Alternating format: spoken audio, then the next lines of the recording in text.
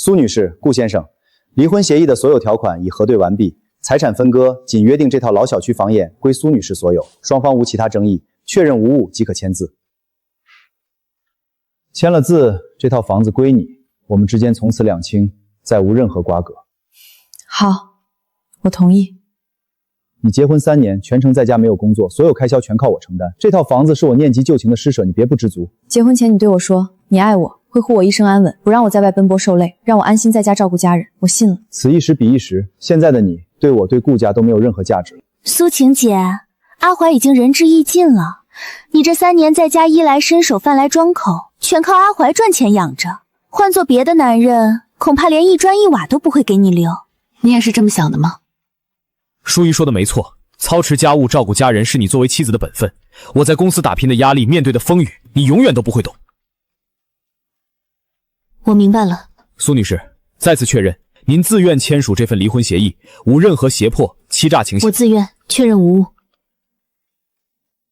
苏晴，你居然不哭不闹！我警告你，别耍任何花样，拿了房子就彻底消失，不准用女儿念念的事情纠缠顾家。我不会纠缠，也不会用孩子打扰你们，你放心。哼，最好说到做到，别让我看不起你。协议已签，房产已收，我先走了。苏女士，后续产权过户手续我会全程协助办理，您无需麻烦您了，张律师。苏晴姐，以后好好过日子，别再做依附别人的菟丝花了。多谢提醒，我会的。多谢提醒，我会的。他怎么一点都不难过，甚至没有一丝不舍？阿怀，他就是装坚强，没了你，他和一个小女孩根本无法在城市立足，迟早会哭着回来求你的。希望如此吧。念念，这是外公外婆留给妈妈的小院，是妈妈的嫁妆，也是妈妈永远的退路。妈妈，这里的房子小小的，但是有花花，好漂亮呀！虽然不大，但是很温暖，能护住我们母女俩。那我们以后就住在这里吗？暂时住在这里，很快我们就会有更宽敞、更明亮的新家了。晴晴，是你回来了吗？哎呀，这是你的女儿吧？长得真俊，跟你小时候一模一样。刘阿姨，好久不见，这是我女儿念念。我听说你离婚的事了，顾家那家人真是太刻薄了。你这3年在顾家当牛做马，最后就落得这个下场，太委屈你了。阿姨，都过去了，我现在只想好好陪孩子，不想再提过去的事儿。不提就不提，人活着往前看。对了，晴晴，咱们这片老小区马上要拆迁了，你知道不？赔偿款高得很，你这套房位置好，能赔不少钱呢。你这套房位置好，能赔不少钱呢。我知道的，刘阿姨，我这次回来就是为了办理拆迁的相关手续。这房子是你爸妈给你的嫁妆，本来就该是你的，这下总算有好日子过了。放心，我先收拾一下东西，晚点去拆迁办手续。好，你忙你的，有啥事随时喊阿姨。苏女士，您可算来了，我们已经等过好几天了，资料都提前帮您整理好了。您这套家面积、位置都是本次拆迁的最优地段，补偿方案我们为您定制好了。苏女士，你这套房总共能赔偿1200万，3个工作日就能到账。可以，越快越好。那您在这里签字确认，后续交房放款我们全程代办，您不用跑任何流程。顾总，有件事需要向您汇报。说，别耽误我时间。顾总，您之前过户给苏女士的那套老小区房产已经完成全部拆迁手续，拆迁补偿款共计1200万。1200万？那套破破烂烂的老房子，你没搞错？那片区域是城市重点旧改地块，补偿标准是全市最高的。苏女士的房产刚好在核心范围，已经带着孩子从老小区搬走，更换了所有联系方式，我们目前无法联系到她。他早就知道拆迁的事，所以签字的时候才那么淡定。知道了，你出去吧。阿怀，我特意给你炖了燕窝，你最近为了伯父的病，天天熬夜，都瘦了好多。放着吧，我没心情吃。伯父的病情怎么样了？医院有没有找到匹配的骨髓？还没有，医生说血型是罕见的梦胞血型，全国骨髓库都比对过，亲属也全部筛查，没有一例匹配成功，概率只有1万分之一。怎么会这样？伯父是顾家的主心骨，他绝对不能有事啊！顾家不能没有他。我已经发动了所有人脉，国内外的医院都问遍了，一点消息都没有。我真的没办法了。顾怀，你先别着急，我们再想想别的办法。顾先生，顾老先生的病情持续恶化，器官功能正在衰竭，必须在1周内找到匹配骨髓，否则根本撑不过去。骨髓库的所有数据都比对完了，真的没有一点希望吗？直系旁线亲属全部完成配型，中华骨髓库、国际骨髓库都比 MB， 没有一例相合。医生，求求您再想想办法，我们顾家不能失去伯父啊！我们会继续扩大筛查范围，但你们也要做好最坏的心理准备。我们真的已经尽力了。我知道了，麻烦你们继续全力救治，费用不是问题。我知道了，麻烦你们继续全力救治，费用不是问题。医生，你一定要救救我丈夫，他是顾家的顶梁柱，他不能有事啊！我们顾家不能没有他。林女士，我们真的已经用尽所有办法，所有配型渠道都试过了，没有合适的骨髓，我们无能为力。伯母，您别着急，阿辉已经请了国外最顶尖的专家团队，一定会有转机的。你要保重身体。你给我闭嘴！你懂什么？除了花阿怀的钱打扮自己，你还会做什么？伯母，我只是想帮你分担。分担？你拿什么分担？苏晴虽然家是普通人，但她会善生命这几年，她每天早起炖药膳，端茶倒水，擦身喂药，亲力亲为，从来没有一句怨言。你呢？只会买些华而不实的东西讨好我，连杯热水都不知道主动倒。伯母，我真的不是故意的，我只是不知道该怎么照顾人。没用的东西，留着你有什么用？阿怀，你妈今天太过分了，她居然当众骂我，还拿我和苏晴比。你当初答应我会护着我，会让你妈接受我的。我爸现在病危，我妈心里着急，说话冲了点儿，你就不能体谅一下吗？别无理取闹。体谅？他字字句句都在说苏晴的好，说我不如他，你是不是也后悔了？是不是觉得我比不上苏晴？我现在公司医院两头跑，焦头烂额，没工夫跟你吵这些鸡毛蒜皮的事儿，你能不能安静一点？我无理取闹，顾怀，你变心了，你当初不是这样对我的。够了，别再烦我。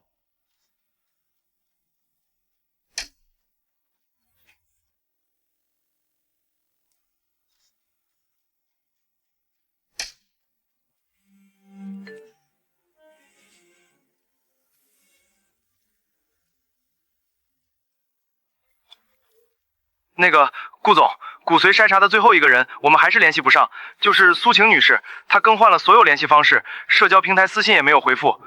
废物，连个人都找不到，我养你们有什么用？顾总，我们真的尽力了。为什么？他凭什么过得这么好？凭什么我却陷入绝境？我亲手推开的不仅是自己的妻子，更是救父亲的唯一的希望。苏晴，这个名字好像在哪里见过。教授，怎么了？是有特殊记录吗？快，立刻调出顾元山先生的骨髓配型数据，越快越好。教授，是顾家那位病危的老先生吗？对，就是他，快调出来。全相合，竟然是全相合，1/1000的概率，居然真的出现了奇迹！天哪，苏女士的骨髓和顾老先生完全匹配，这是医学奇案！马上联系顾家顾怀先生，告诉他苏晴女士是救顾远山的唯一希望，一刻都不能耽误。你说什么？全相合？苏晴，我把她赶走了，我骂走了她，我马上找她，我现在就找。您拨打的电话已关机。小陈，立刻给我找最好的私家侦探，不惜一切代价，不管花多少钱都要找到苏晴，马上！是，顾总，我现在就去安排。我现在就去安排。妈妈，这个家好大呀，比爸爸家的房子还要漂亮，我太喜欢啦。喜欢就好，以后这里就是我们的小天地，我们想怎么布置就怎么布置，没有任何人能干涉我们。我要把我的玩具都摆扬，还要咬金鱼。好，都听念念的，我们慢慢布置，把家变成最喜欢的样子。晴晴，恭喜你搬新家，这房子也太绝了，终于不用看顾家的脸色过日子了。谢谢你，小小，一直陪着我，一直陪着我。跟我还客气。对了，你说要开陶艺馆，店面找好了吗？你大学学的雕塑，终于能捡回自己的梦想了。找好了，城西文创街那家濒临倒闭的陶艺馆，我已经全款盘下来了。太棒了，我早就说你有艺术天赋，开陶艺馆绝对合适。以后我就是你的免费店员，帮你看店拍视频，不用刻意营销，我就想安安静静做陶艺，陪孩子记录生活就好。行，都听你的，你开心最重要。苏女士，这是按照您的要求修改的最终方案，整体风格温馨治愈，光线充足，专门预留了亲子体验区和作品展示区，您看可以吗？您看可以吗？非常好，就按这个方案施工，工期尽量快一点，材料要用环保的，孩子经常过来，安全第一。您放心，苏女士，我们保证按时完工，材料全部用顶级环保款，绝对不影响孩子健康。辛苦各位师傅了，大家注意安全。晴晴，你打算怎么经营呀？我觉得一半卖你亲手做的陶艺品，一半做亲子陶艺体验，肯定特别受欢迎。对，一半创作，一半体验，让更多人感受手工的温暖，也让我自己找回热爱的生活。妈妈，我要跟你一起做泥巴，我要做小杯子、小花瓶。好，妈妈教念念做最好看的陶艺品，我们一起把小店变得暖暖的。我帮你拍第一条社交视频，就拍我们装修小店的日常，简简单单，肯定能吸引很多喜欢治愈生活的朋友。大家好，这是我的陶艺馆，未来的日子我会在这里做陶艺，陪女儿分享生活里的小美好。顾总，苏女士已经找到了，她在城西文创街开了一家陶艺馆，名字叫情念陶艺，生活得非常安稳。就是这里，我现在就去找她。顾总，苏女士现在刻意避开顾家所有人，态度很坚决，您最好冷静沟通。我不管，我必须求他救我父亲，他是唯一的希望。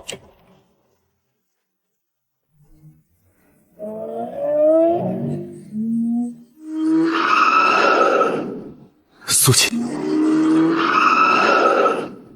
苏秦啊，求你救救我父亲！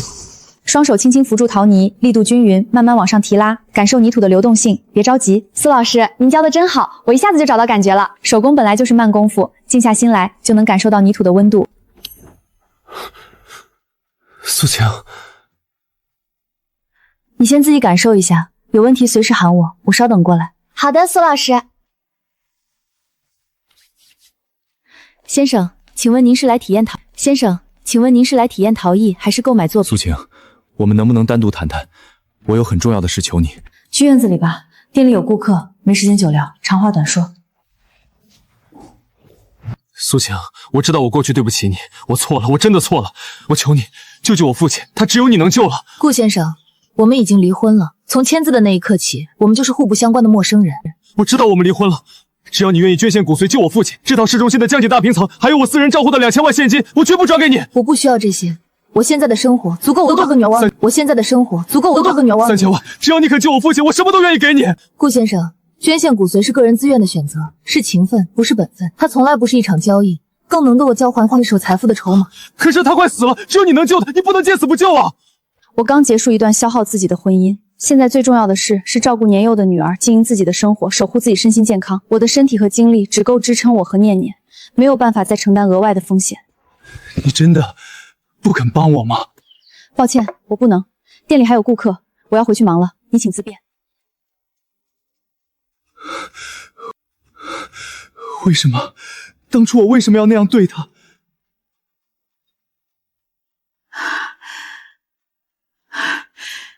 晴晴，林女士，有事直接说，我店里很忙，没时间闲聊。晴晴，我知道过去是我不对，是我有眼不识泰山，对你不好，处处挑剔你，你别跟我这个老婆子一般见识。过去的事我已经放下了，只有你能救他，晴晴，算我求你救救他吧，我给你跪下了。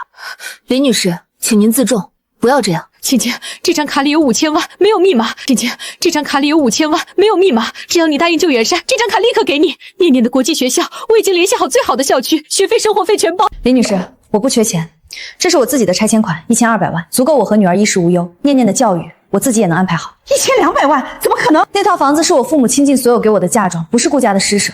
你们只是把属于我的东西还给了我而已。苏晴，你别给脸不要脸！念念身上流着顾家的血，你作为孩子的母亲，不能见死不救，你就不怕遭天谴吗？韩流。苏女士，林女士情绪激动。苏女士，林女士情绪激动，影响店里正常经营，麻烦你送她出去，以后不要让无关人员打扰我和女儿的生活。林女士，请您离开。我是顾怀的母亲，是顾家的我试试。你们苏晴这个白眼狼，我不会放过你的。我不怪你，也不恨你，只是我们早已陌路，各自安好便是最好的结局。我不会伤害你们，也不会委屈自己，坚守本心便是善良。晴晴，你快看网上，顾家买了水军，铺天盖地黑你，说你冷血无情，拿了顾家的钱却见死不救，还有话题冷血前妻见死不救都冲上热搜了。让他们发酵吧，清者自清，浊者自浊，真相总会被大家看到。真相总会被大家看到。可是他们都在骂你，你的陶艺馆被人恶意打差评，门口还被扔了垃圾，太过分了。没关系，差评可以澄清，垃圾可以清理，没必要跟他们争执。我们只需要把事实客观说出来，不抹黑不抱怨就够了。苏女士，我是深度调查记者陆宇飞，我关注这件事很久了，我想为您做一场客观专访，不添油加醋，不引导舆论，只陈述事实，您愿意吗？我愿意配合，我只想让大家知道事情的真相，不想被误解。苏女士，网上传言您拿到顾家天价补偿款，却拒绝捐献骨髓拯救钱公公，请问这是真的吗？第一，我拿到的不是顾家的补偿款，是我父母嫁妆房的拆迁款1200万，是我应得的财产。第二，我拒绝捐献骨髓是基于个人自愿原则，没有任何人有权利强迫我。您能说说婚后3年的生活吗？顾怀每月给我1万元家庭开销，我要包办全家采买、人情往来、保姆工资，每月支出都超过1万，超出部分全部来自我的嫁妆。我不是被养着的太太，是用自己的钱补贴家用的家人。很多网友问，即便如此，那也是一条人命，您为什么不愿意帮忙？捐献骨髓是情分，不是本次，它应该源于爱和善意，而不是被道德绑架、被金钱交易。我刚走出内耗的婚姻，需要优先保护自己和女儿，我的身体、我的意愿理应被尊重。您对顾家有怨恨吗？没有怨恨，只有释然。婚姻结束了，就各自过好自己的生活。我不想被过去束缚，只想专注当下，好好生活。原来每月1万是豪门保姆，太心疼小姐姐了。支持苏晴，自愿捐献才是善良，道德绑架最恶心。小姐姐独立温柔，坚守本心，太赞了。顾回，你看看你做的好事，因为你的家事，公司股价暴跌，市值蒸发几十亿，合作方纷纷解约，品牌形象一落千丈，你给我们一个交代。网友现在全面抵制顾氏产品，我们的线下门店销量暴跌，你必须立刻平息这场公关危机，否则我们股东联合起来，直接启动罢免程序。顾怀，我们知道你父亲病重，我们也同情你，但你不能拿整个集团的利益当赌注。苏女士不愿意帮忙，你就不该用舆论逼迫她，现在闹得无法收场。各位董事，对不起，是我的错，是我处理不当，我会尽快想办法平息风波，挽回公司损失。想办法？你现在众叛亲离，苏女士根本不搭理你，你能有什么办法？我告诉你，3天之内解决不了问题，你就主动辞职。我知道了，我会尽力。阿怀，怎么办啊？股东们都在逼你，公司快要保不住了，都是苏晴的错。如果她肯捐骨髓，根本不会变成这样。够了，不准再说她的错，这一切都是我自己造成的，是我当初冷漠刻薄，是我亲手推开了她，跟她没有任何关系。阿怀，你居然帮她说话，你是不是真的后悔了？我现在不想谈这些，你先回去吧，我想一个人静静。阿怀，我们可是要结婚的，你不能不管我。出去，让我一个人待着。如果当初我没婚，没有伤害她，好好对待她和女儿，现在一切都会不一样。是我毁了自己，毁了顾家。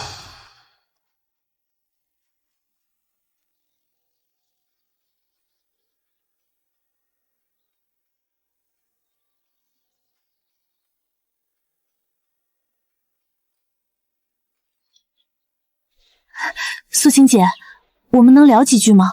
我没有恶意，只是想跟你好好谈谈。我在陪女儿，没时间闲聊，你有话直说。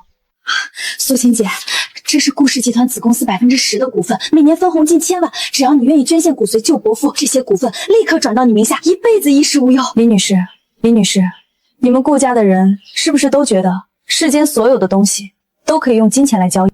这是阿怀最大的诚意，这些股份你一辈子都赚不到，你为什么不答应？我赚不赚到不重要，重要的是我不想用自己的身体健康，用自己的意愿去做一场利益交换。苏晴姐，你别不识抬举，顾家倒了，你也没有好处。阿怀现在已经众叛亲离了，你就不能心软一次吗？顾家的兴衰与我无关，阿怀的人生他自己负责，我的人生我自己做主子。我们早已离婚，毫无瓜葛，请你不要再来打扰我和女儿的平静生活。你真的要眼睁睁看着顾家垮掉吗？看着阿怀身败名裂吗？你太绝情了。我不是绝情，我是在保护自己和女儿，我没有伤害任何人，只是坚守自己的底线，这不是错。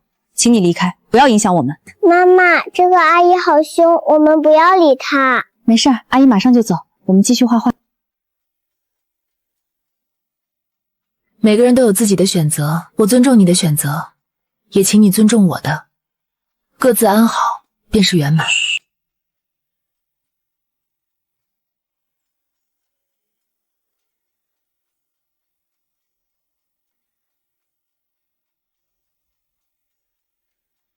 大家好，我是顾怀。今天我开这场发布会，不为公司，不为顾家，只为我个人向所有人道歉。我向我的前妻苏晴女士真诚道歉。婚姻中我没有尽到丈夫的责任，冷漠自私，忽视她的付出，伤害了她和女儿。我用一套嫁妆房打发她，刻薄无情，是我错了，错得离谱。关于骨髓捐献，我一开始想用金钱舆论逼迫她，她有权自己做决定，我没有任何权利强迫她。关于骨髓捐献，我一开始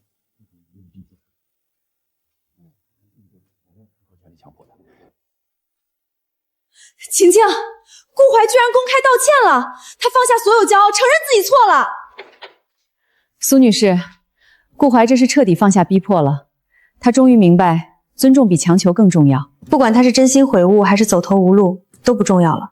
选择权从始至终都在我自己手里，我会遵从自己的本心做决定。对，你想怎么做就怎么做，不用管任何人，我们都支持你。不用管任何人，我们都支持你。我知道，谢谢你们一直陪着我。苏女士，顾老先生已经进入 ICU， 器官衰竭加重，最多只有3天时间。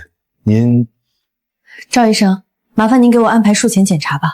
苏女士，您愿意捐献了，太好了，您真是太善良了。我不是为了顾家，也不是为了原谅谁，我只是不想让我的女儿在充满仇恨的环境里长大，不想让自己因为冷漠违背内心的善意，这是我自己的选择，与他人无关。晴晴，你真的要捐吗？他们当初那么对你，晴晴，你真的要捐吗？他们当初那么对你，不值得你这样做啊！我不是为他们，是为我自己。我不想被过去的仇恨困住，不想用别人的错误惩罚自己。善意是我自己的选择，不是妥协，更不是原谅，只是坚守我底线。我懂了，晴晴，我支持你。苏晴，谢谢你。为什么？你明明可以不管我们的。我救他，与你无关，与顾家无关，我们之间从此两清，再无任何瓜葛。以后不要再来打扰我和女儿的生活。我知道了，我都知道了，谢谢你。好了，准备术前检查。好了，准备术前检查。做完手术，我还要回来陪念念做陶艺，过我们的小日子。对，我们的生活才是最重要的。苏女士，手术非常成功，骨髓移植顺利，顾老先生已经脱离生命危险，只要后续好好休养，就能慢慢康复。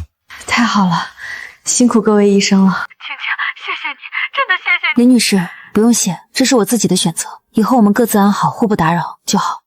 好，我听你的。你不用进来，也不用谢我，我没有原谅你，更没有原谅顾家。我没有原谅你，更没有原谅顾家，只是我们之间从此两清，再无瓜葛。我知道，是我对不起你，一辈子都对不起。过去的事不要再提了，你好好照顾你的家人，我好好照顾我的女儿，我们从此不见，便是最好的结局。好，不见。终于彻底放下了，所有的过往都随风而散，从此只有我和念念向阳而生，从此只有我和念念向阳而生。晴晴，顾怀托我把这个转交给你，他说这是他唯一能为你和念念做的事，希望你收下。是什么东西？他把自己名下所有的个人资产，包括房产、股票、现金，全部无偿转到了念念的名下，还签署了永久放弃抚养权、放弃探视权的法律声明，彻底退出你们的生活。我知道了。哇，这么多资产，够念念一辈子衣食无忧了。顾怀这次是真的悔悟了。这些迟来的东西对我来说已经没有意义了。我会请专业律师成立信托基金，等念念成年后，由他自己决定如何使用。这笔钱只属于他，与我无关，与顾家更无关。这样安排最稳妥，也保护了念念的权益。对了，还有一件事儿，李淑仪在顾怀被罢免总裁职务后，就打掉了孩子，拿着顾怀之送他的财物国了，再也没有回来。每个人都有自己的选择，他的选择与我无关。晴晴，你现在真的彻底解脱了，没有顾家的纠缠，没有烦恼，只有女儿和陶艺馆，太幸福了。对，以后只有我和念念，还有我的陶艺馆，简单、安稳、幸福，这就是我想要的生活。妈妈，我永远陪着你。妈妈也永远陪着念念。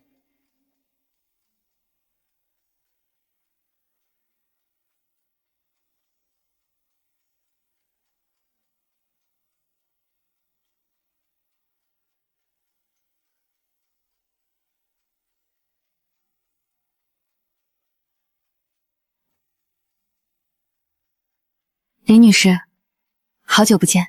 苏小姐，好久不见。顾老先生的身体还好吗？托你的福，命保住了，就是身体大不如前，干不了重活，公司也没了，被股东们接管了。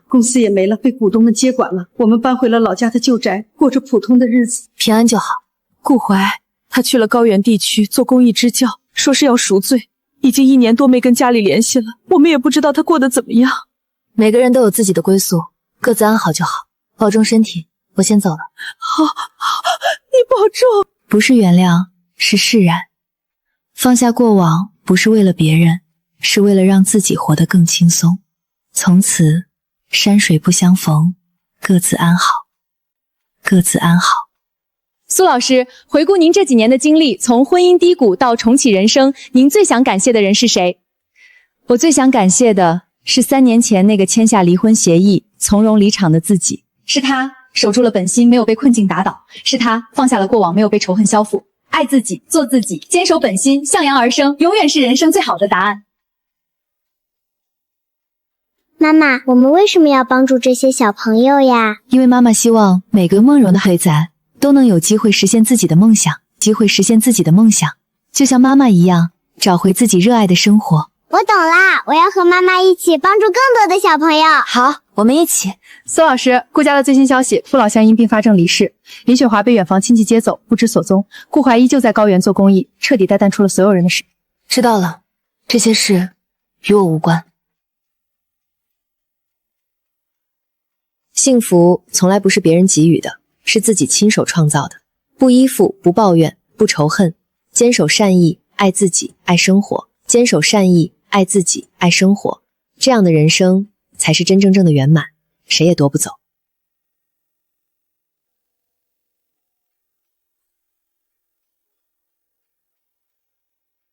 妈妈说工具要摆整齐，小朋友才好拿。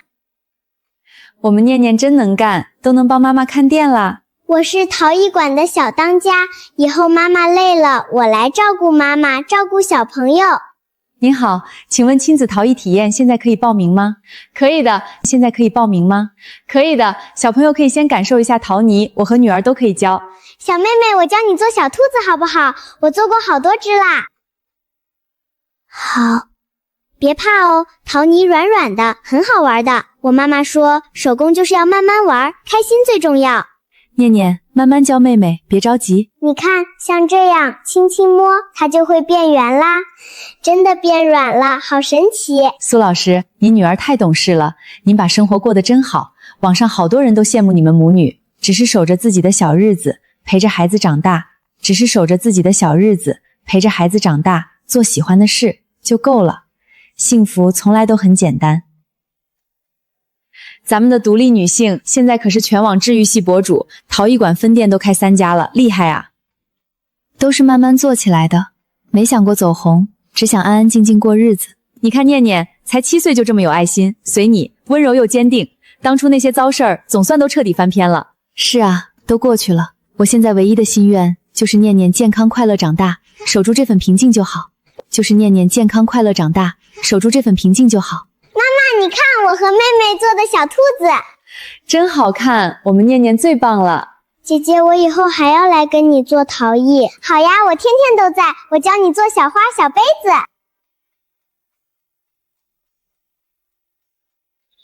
念念小心，别碰锋利的东西。我知道了，妈妈，我会小心的。念念，妈妈教你做陶艺，不是为了让你多厉害，是想让你知道，无论什么时候都要有自己喜欢的事儿，要爱自己，要温柔待人，我知道，我要像妈妈一样做开心的人，永远陪着妈妈。好，妈妈永远陪着念念。行了，别煽情了，晚上我订了餐厅，给咱们的小当家庆祝，顺便聊聊新店的事儿。好耶，吃好吃的啦！原来守着爱的人，做着热爱事，不慌不忙，向阳而行。同学们，这个字念家，家是有爱的地方，是陪着亲人的地方。家，顾老师，家是什么样子呀？我没有见过爸爸妈妈。家就是有人陪着你，疼着你，护着你长大的地方。以后老师陪着你们，这里就是你们的家。谢谢顾老师，顾老师最好啦。念念，爸爸对不起你，爸爸没有陪你长大，没有给你一个完整的家。顾哥又想家人了，你都来这里2年了，从来没提过家里的事。我曾经拥有最珍贵的东西，却亲手把它毁了。今天教孩子们写家，我突然想起，我从来没有给过苏晴和念念一个真正的家。结婚3年，我冷漠自私，把她的付出当成理所当然。我总以为有钱就能买到一切，直到我失去所有，来到这片高原，我才明白，幸福从来不是别人给予的，是自己亲手创造的。顾老师，喝碗茶暖暖身子。我看你天天写东西，是在想家里人吗？是，我有风会带走女儿，和从来没桑样大。人活着，知错能改，好好就是最好的救赎。你不用一直困在过去，好好陪着这些孩子，也是在弥补心里的亏欠。我知道校长，我不会再去打扰他们的生活。苏晴现在过得很好，她有女儿，有陶艺馆，有属于自己的幸福。你能想通就好。真正的纠缠不是弥补，而是祝福，是各自安好。苏晴，念念，对不起，我用一生的遗憾明白了你们的珍贵，我会留在这片高原，用余生写孩子，赎清我的过错。从此山水不相逢，只愿你们岁岁平安。谢信苏青，愿你岁岁常欢愉，万事皆胜意。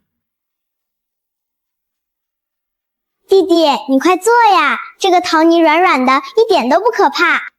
谢谢姐姐，我从来没玩过陶艺。小雨别怕，慢慢捏，想做什么都可以，我们都陪着你。对呀对呀，我们都陪着你。对呀对呀，我教你做小星星，做好了可以放进窑里烧，变成真的桃星星。苏老师，这次来的10个小朋友都安顿好了，大家都特别期待今天的课。只是尽点微薄之力，让孩子们多感受点快乐。妈妈说，快乐要分享，分享了就会变多。姐姐，我想做一个小房子，可以吗？当然可以，我帮你揉泥，我们一起做。你这公益陶艺课办了半年，帮了好多留守儿童，太有意义了。做自己喜欢的事，还能帮到别人，就是最好的生活。苏阿姨，念念姐姐，这个小房子做好了，我可以送给你们吗？这个小房子做好了，我可以送给你们吗？谢谢你，小雨，阿姨特别喜欢，这是最珍贵的礼物。我要把它挂在墙上，和我的作品放在一起。孩子们都玩得特别开心，一直问下次还能不能来，随时欢迎，这里永远是孩子们的快乐小天地。走，晚上我请大家吃甜品，庆祝我们的小公益课堂圆满成功。好耶，吃甜品啦！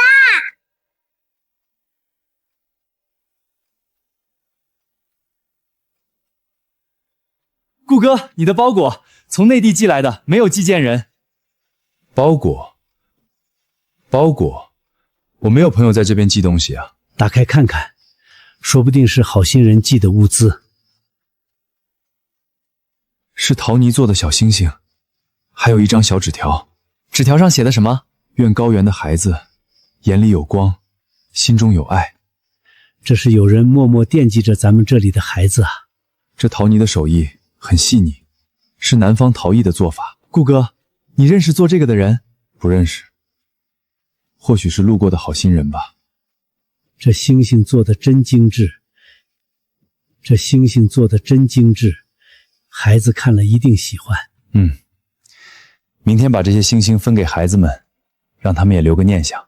顾哥，你是不是又想起家里人了？没有，只是觉得人间总有善意，不管认不认识，都在互相温暖。你在这里守着孩子，外面有人记着孩子，这就是最好的缘分。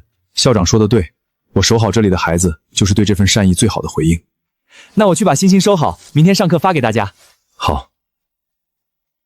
岁岁平安，岁岁平安，各自安好。放下执念，便是心安。你做得很好。我会一直留在这里，陪着这些孩子，好好走下去。大清早忙得热火朝天，我路上听大巴司机说，高原过来的研学车队还有半个小时就到门口了，东西都备齐了。小姐放心，分装好的3色陶泥、雕刻小刀、烧制挂牌全部分好，每个孩子一套，窑炉也提前预热完毕，就等孩子们过来动手做物件。昨天连夜盘点库存，特拥孩的孩子在突然景象幅错百拟。妈妈，大明星都找戳课，那你要着马尖细描印醒，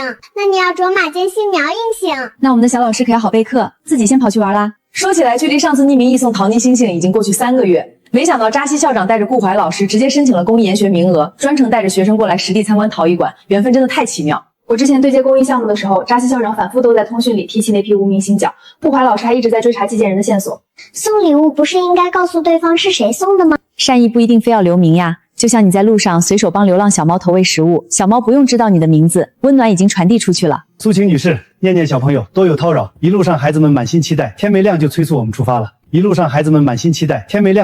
们出发了。走啦，姐姐，洗手之后我们捏小星星，我教你最简单的揉泥手法。谢谢小老师，我们在高原收到的陶星星就是你做的吗？校长说星星来自南方一位好心的姐姐，我们全班同学轮流保管，舍不得磕碰。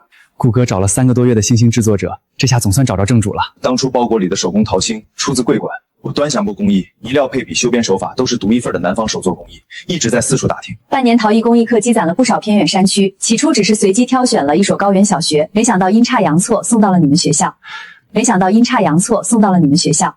所以我们才多方申请研学，想要带孩子亲眼看看做出星星的地方。这些泥巴居然能烧成坚硬的陶器，在我们老家，泥土只能用来砌土房，从来不知道还能做成摆件。等下午做好的坯体放进窑里，经过高温烧制，软乎乎的泥巴就变硬啦。我可以带你去后院看烧陶的窑炉。我做不好，星星歪歪扭扭，没关系啊，Y Y 的心也是独一无二的。我第一次做星星的时候，比你做的还要难看呢。你看，那我要做带着小尾巴的星星，送给扎西校长。留在高原之郊，见过太多孤单的孩子，他们缺少趣味课外活动。陶艺这种动手类课程，恰好能填补空白。所以我一直计划筹备远程陶艺公益项目，后续分批译送陶泥工具到高原小学，线上开直播陶艺课。那真是天大的好消息！一点高原小特产，聊表谢意。往后两地公益互通，我们随时保持联络。顾叔叔，明年暑假我和妈妈能不能去高原看你们，在雪山脚下捏泥巴？热烈欢迎！我们提前腾出校舍，带着你们去草原采天然陶土。那我们拉个公益互助群，后续所有线上课程、物资对接全部在群内沟通。等这批孩子烧制好的星星成品出炉，我打包寄回高原，留作这次研学纪念。麻烦费心，留作这次研学纪念。麻烦费心。今日相遇圆满，往后山海相隔，善意不断。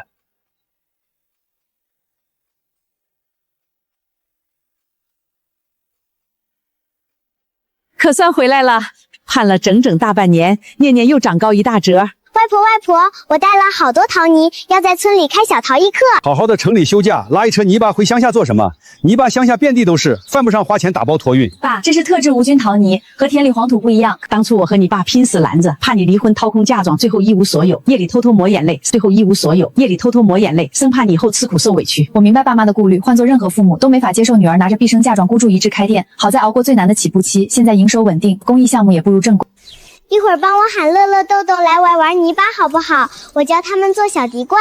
早帮你通知了，两个小家伙吃完早饭就守在村口等着，估计马上就进门。我活了大半辈子，只晓得泥巴砌墙烧瓦，头一回见泥巴分颜色还能做成摆件，城里的新鲜事物真看不懂。陶艺本身起源经稀土乡土农耕，我也是靠着乡下从小玩泥巴的底子，最后下定决心创业。当初你离婚那会儿，天天闷在房间哭，嫁妆存的定期全部取出开店，我夜里睡不着，总怕你一时冲动血本无归。现在好了，日子越过越红火，我们悬了2年的心总算落地。念念妹妹，我们来啦，终于可以玩城里的泥巴了。